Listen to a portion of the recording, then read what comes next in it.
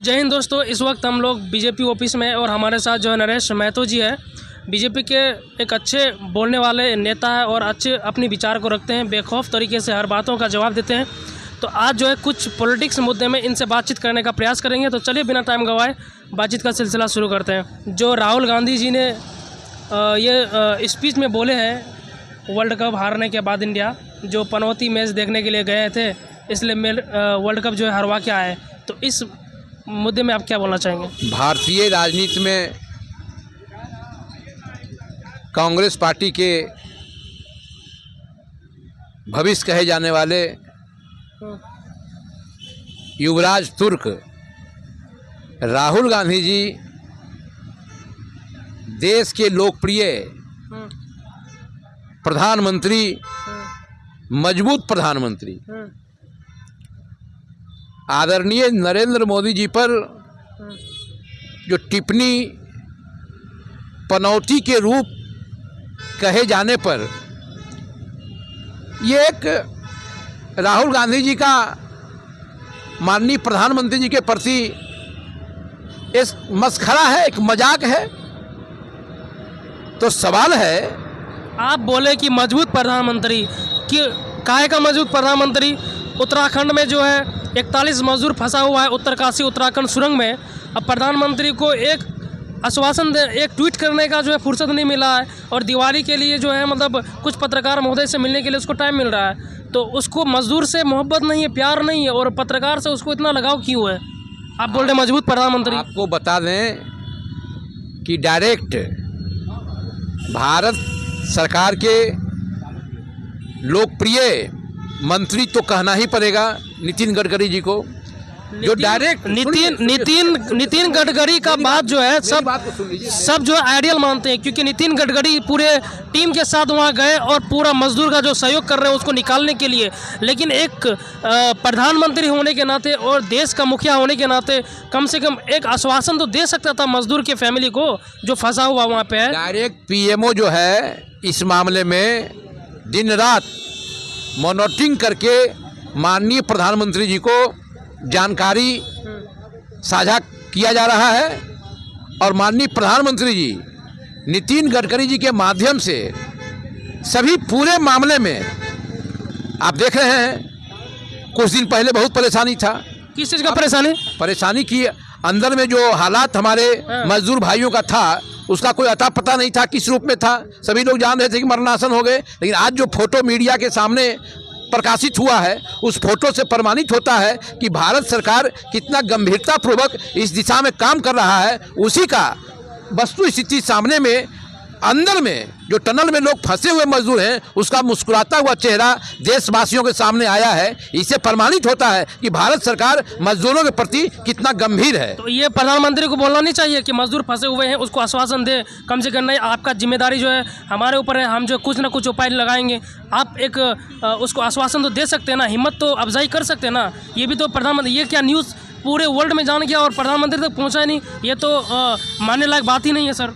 सरकार के काम काज करने के तरीके अलग होते हैं और विभाग, जिस विभाग के तहत जो समस्या होता है, इस विभाग के माननीय मंत्री नितिन गडकरी जी हैं। और नितिन गडकरी जी पूरी गंभीरता से सभी समस्याओं को देखते हुए प्राथमिकता के आधार पर टनल में जो कार्य हो रहे हैं उसका देखरेख कर रहे हैं। और इसमें जो बात कहा जा रहा है, माननीय प्रधानमंत्री जी देश के लोकप्रिय प्रधानमंत्री जी काफ़ी संवेदनशील हैं। एक एक मजदूर के समस्याओं और उसके दर्द से वे परेशान हैं और उसको निजात दिलाने के लिए, उसको सकुशल बाहर निकालने के लिए दिन रात काम चल रहा है। इसलिए माननीय प्रधानमंत्री जी को बधाई देना चाहिए। माननीय प्रधानमंत्री पर सवाल उठाने का कोई औचित्य नहीं है, खास करके विरोधियों को।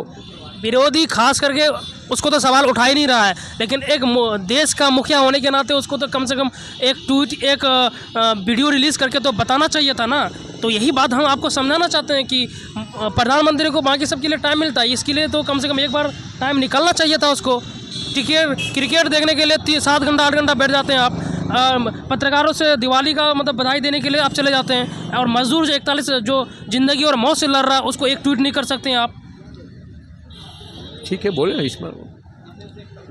नीतीश कुमार जी ने जनसंख्या नियंत्रण में संसद में दिए थे भाषण, स्पीच दिए थे, उसमें आपके पार्टी के लोग कहते हैं कि उसको जो है इस्तीफा देना चाहिए।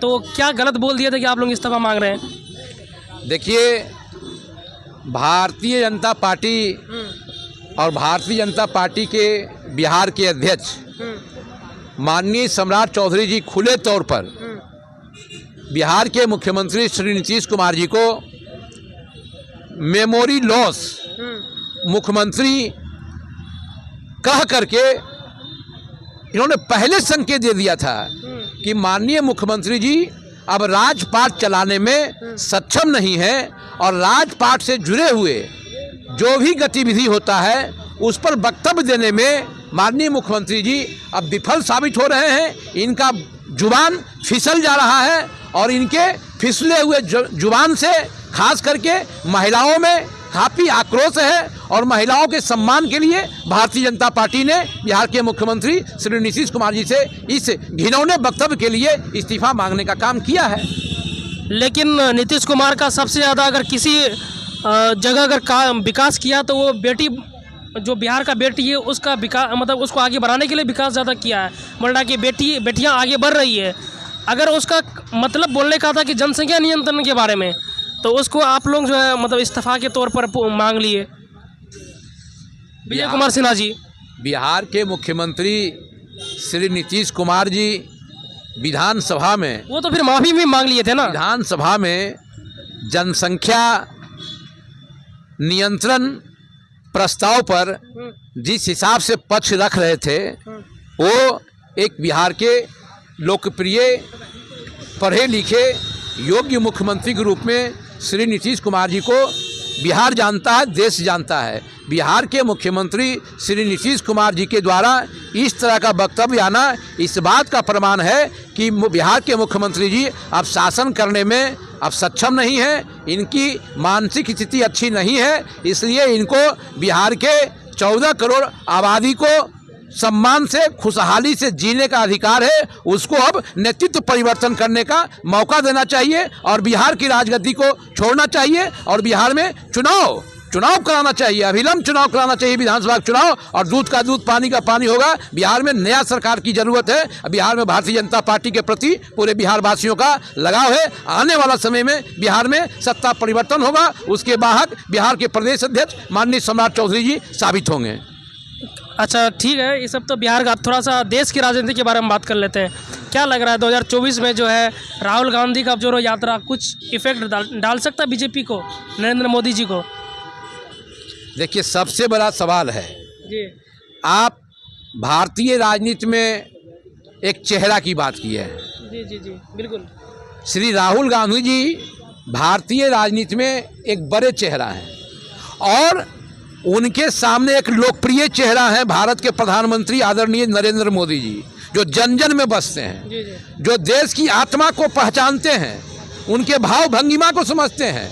और एक तरफ राहुल गांधी जी हैं। इसलिए राहुल गांधी जी का शिक्षा दीक्षा भले विदेश में हुआ हो, बड़ा बड़ा उनके पास में सर्टिफिकेट हो, लेकिन भारत की आत्मा को समझने के लिए, गांव खेत खलिहान की खुशहाली के लिए योजनाओं बनाने के लिए जो संकल्प प्रधानमंत्री नरेंद्र मोदी जी का है, उस संकल्प से माननीय राहुल गांधी जी कोसों दूर हैं। राहुल गांधी जी को पहले भारत को समझना होगा, भारत को समझ ही नहीं पा रहे हैं। समझने के लिए तो जो भारत जोड़ो यात्रा किए थे, उनका हर यात्रा कांग्रेस पार्टी की राजनीति का हिस्सा होता है, लेकिन राहुल गांधी जी का जो मानसिक स्थिति है उसको कौन बदल सकता है? नरेंद्र मोदी जी का टक्कर राहुल गांधी जी देने में सक्षम नहीं है और भारत को भी जरूरत भारत के मजबूत प्रधानमंत्री के रूप में आदरणीय नरेंद्र मोदी जी के रूप में है, ना कि राहुल गांधी जी को लोग पसंद करेगा।